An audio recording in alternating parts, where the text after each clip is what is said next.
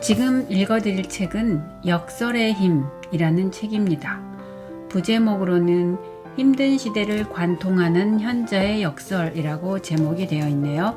그리고 지은이 천공, 해설자 정성욱입니다. 출판사는 더 소울이고요. 여기는 지금 제목을 보니 제1의 법칙부터 제10의 법칙까지 자연의 법칙에 대해서 잘 해설해주고 정리가 되어 있습니다. 그럼 이 책을 하나하나 읽어보도록 하겠습니다. 먼저 가장 처음 나오는 제목, 제1의 법칙, 사람이 사람다움으로 가는 길. 1번 제목, 혼을 다하라.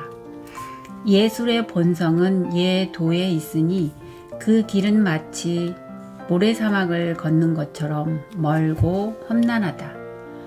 예술이 타인의 마음을 움직이려면 수를 넘어 각의 경지인 도에 이르러야 한다. 예술의 근본은 예도에 있습니다. 도란 예를 행하는 자의 마음 자세와 정신을 가리키는데 다른 말로 혼을 뜻합니다. 작가의 혼이 담겨 있지 않은 작품은 감동을 줄 수 없으므로 절차탁마의 긴 시간을 거쳐야만 훌륭한 작품을 탄생시킬 수 있습니다.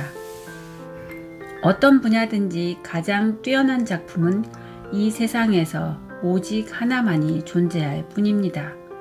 그러므로 예술을 추구하는 작가는 이러한 생각으로 작품을 하되 자신의 재주를 뛰어넘어 깨달음의 경지인 도에 이르러야만 한다는 걸 한시도 잊어서는 안 됩니다. 이러한 각오 없이 예술을 해서는 안 됩니다. 이것이 바로 예술의 본성입니다. 두 번째 제목, 자기 철학을 가져라. 뚜렷한 목표와 자기 철학을 가진 자는 어떤 어려운 일도 능히 할 수 있으나 목표와 자기 철학이 없는 자는 등대 없는 깊은 어둠 속의 바다를 항해하는 것과 같아서 실패한다. 인생길은 등대 없는 어두운 바닷길과 같으므로 어떤 날은 맑고 어떤 날은 폭풍우가 몰아치는 것처럼 늘 변화무쌍합니다. 이런 세상을 살아가기 위해선 자기만의 뚜렷한 목표와 자기 철학이 있어야만 외부의 강력한 사물이 자신을 지속적으로 꺾는다고 하더라도 흔들리지 않고 능히 이길 수 있습니다. 이것을 만해 한용우는 백절불굴의 참마음이라고 했습니다. 당신은 세상을 살아가면서 단 한 번이라도 백절불굴의 참마음을 가진 적이 있습니까? 혹시 아무런 목표와 철학도 없이 자신이 처한 신세만을 한탄하면서 보내고 있는 건 아닌지요? 삶의 목표가 없으면 발전도 희망도 기대할 수 없습니다.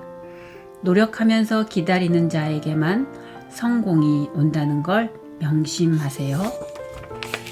세 번째, 벗을 사귈 땐 신중하라.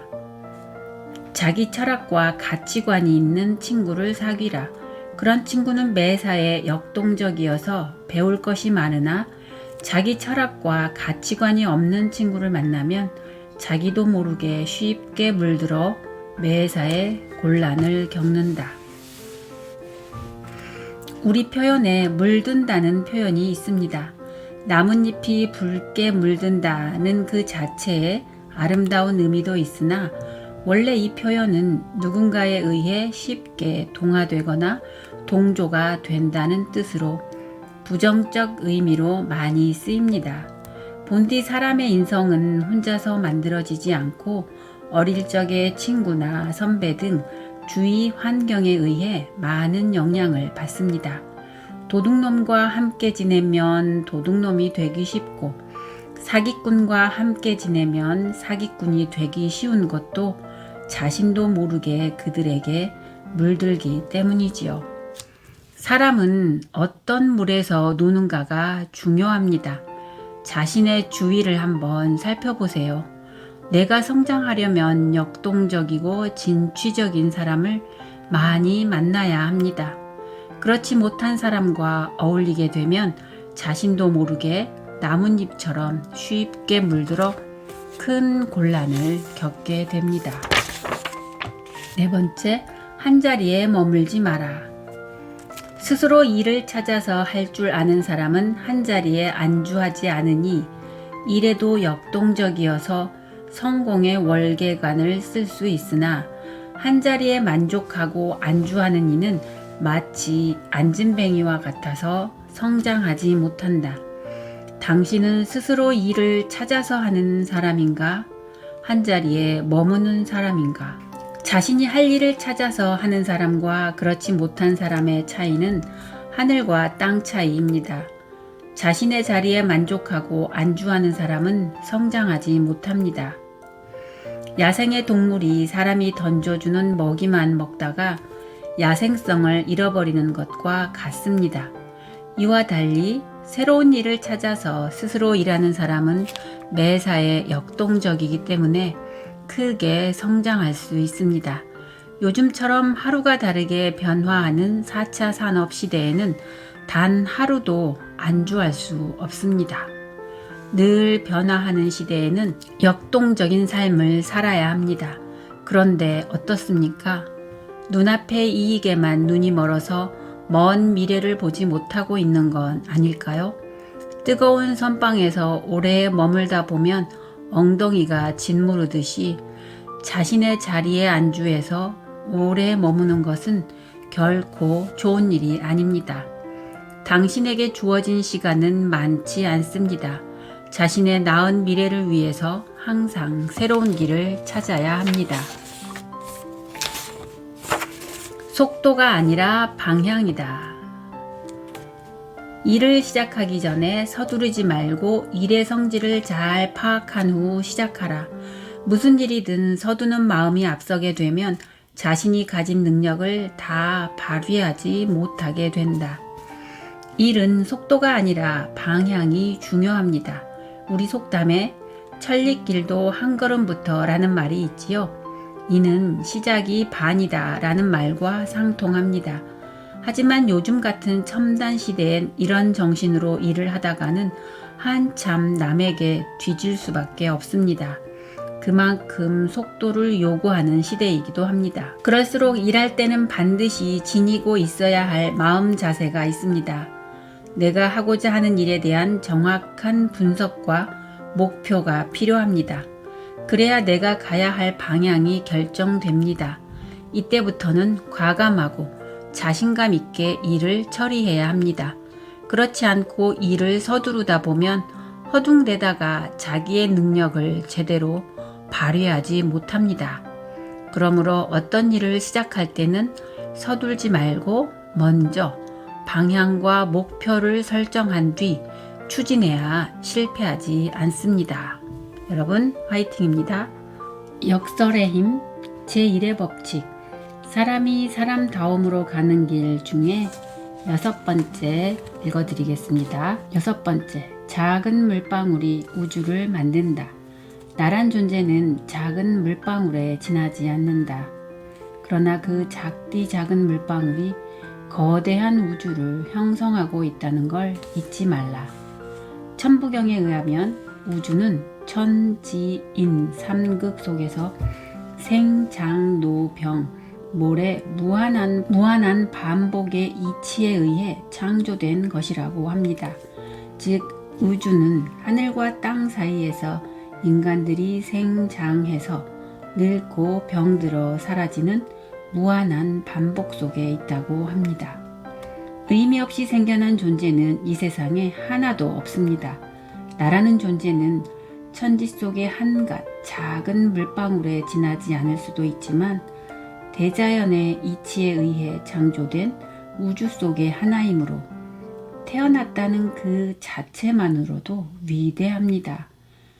따라서 나는 대자연과 우주를 운용하는 하나의 개체입니다. 그러기에 참된 성품을 닦아 수행의 공덕을 이루어 널리 광명세계를 이롭게 하는 홍익인간으로 거듭나야 합니다. 7번째, 나를 인도해줄 스승이 필요하다. 삶이 힘든 이유는 바른 스승을 만나지 못해서이다. 나를 제대로 인도할 스승을 만나면 길고 길었던 고뇌에서 마침내 벗어날 수 있다. 지금이라도 나의 스승을 찾아라. 탈무드는 나는 스승에게서 많은 걸 배웠으며 벗들에게서는 더 많은 것을, 그리고 제자들에게서는 훨씬 더 많은 것을 배웠다고 하였습니다. 물론 벗과 제자들에게서도 배움을 얻을 수도 있지만 내 인생을 바꿀 스승은 그렇지 않습니다. 우리는 초등학교부터 대학교까지 수십여 명의 선생님으로부터 많은 걸 배웠지만 그 선생님들을 일일이 기억하지 못합니다. 왜일까요? 선생님은 단순한 지식의 전달자에 불과할 뿐 내 인생의 가치관을 바꿀 만한 스승이 아니었기 때문입니다. 또 볼리버 웬델 홈즈는 누군가가 말하는 것은 지식의 영역이지만 그것을 듣는 영역은 지혜다 라고 말했습니다. 아무리 뛰어난 선생님이 지식을 가르쳐 준다고 해도 듣는 사람이 지혜가 없어서 제대로 알아들을 수 없다면 소귀의 경읽기와 다를 바가 없습니다. 그렇다면 누가 지혜를 줄까요? 꽉 막힌 숨통을 열어줄 스승의 가르침입니다. 하루빨리 자신의 인생을 바꿀 스승을 찾으세요. 8번째, 지혜를 증득하라. 지금껏 우리가 배운 것은 알맹이 없는 지식에 불과한 것. 이제는 당신이 배운 지식을 잘 운용하여 지혜를 증득해야 한다. 지금 인류는 지식의 포화 상태입니다. 인간의 뇌는 하루에도 수십억 건에 달하는 지식과 정보를 쉴 새 없이 입력하고 버립니다. 인간의 뇌는 그로 인해 어느 날 갑자기 작동을 멈출지도 모릅니다. 더 큰 문제는 그 엄청난 지식 가운데 정작 자신이 필요한 정보가 하나도 없다고 착각하고 있다는 것입니다. 정말 그럴까요? 그건 지식과 정보를 받아들여 자신의 것으로 만들 만한 실력과 지혜를 갖추지 못하고 있기 때문입니다. 그래서 우리에겐 스승이 필요합니다. 그런데 어떻습니까? 일련의 선자들과 목사, 스님과 같은 종교 지도자들은 자신의 가르침이 마치 진리인 양 마구잡이로 사람들에게 주입시키고 있습니다. 하지만 아무리 좋은 가르침도 잘못 운용하면 무용지물일 뿐입니다. 그러나 지혜가 있는 사람은 필요 없는 정보와 지식은 버리고 유익한 것만 받아들여서 자신의 것으로 활용합니다. 이것이 지식과 정보의 홍수 속에서 살아남을 수 있는 유일한 방법입니다. 9번째, 누구든 부자가 될 수 있다. 성공과 실패는 따로 있는 게 아니며 부자와 거지도 따로 있는 게 아니다. 자신이 가지고 있는 이념과 철학이 성공과 실패를 가르며 부와 가난을 만든다는 것을 명심하라. 마라톤은 42.195km를 달리는 운동입니다. 여기에는 많은 전략을 필요로 합니다. 자신의 호흡과 운동 능력을 감안 적절하게 체력을 안배해야 합니다. 어떤 운동선수는 처음부터 강하게 빨리 달리고 또 어떤 운동선수는 적절히 체력을 안배하여 막판에 속력을 내 결승점에 도달합니다. 그래서 마라톤을 곧잘 인생에 비유하기도 하지요. 인생도 마찬가지입니다. 적절한 이념과 자기 철학의 결과에 따라 성공과 실패가 결정됩니다.